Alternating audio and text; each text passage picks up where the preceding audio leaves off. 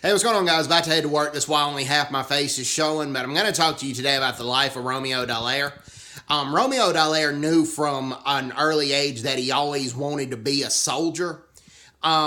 His father was a staff sergeant in the Canadian Army, in the Vendus, which was the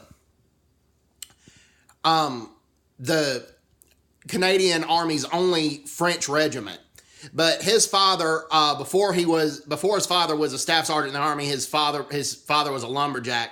His father was a very tough blue-collar guy, and he went over to Europe during World War II. His primary job was he went to Scotland and he trained paratroopers, particularly from the Free French Resistance, but he trained the paratroopers.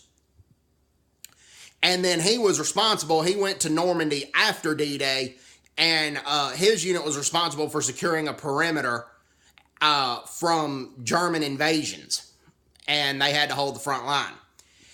So he came from a patriotic family, a soldiering family, and Romeo Dallaire, and he married a woman who was teaching at a Canadian base in Germany, and her father was a career soldier as well. He was retired as a general, I believe a general, in the Canadian military.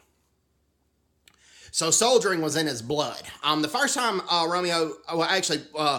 Romeo Dallaire decided he wanted to be a soldier, his father said, don't expect people to thank you, just let him know what he was getting into. And his father also said that soldiers on the outside are the hardest, toughest, coldest people you'll meet, but on the inside, they're very humane, very warm, and very soft.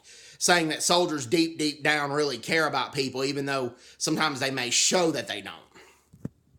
So soldiering was in Romeo Dallaire's blood, as I pointed out. The first time Romeo Dallaire went to Rwanda was in 1993, and there was some accords called the Arusha Accords, and basically trying to set a ceasefire between the Rwandan Patriotic Front, the RPF, and the RGF, the Rwandan government forces.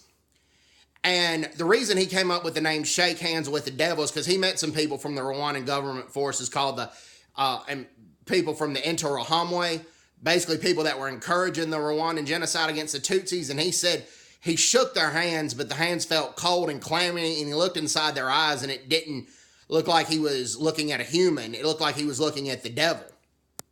And that's what he thought a lot of people in the Interahamwe were, basically. Anyways, hope everybody's doing well. Take care. God bless them. Bye-bye. Bye-bye.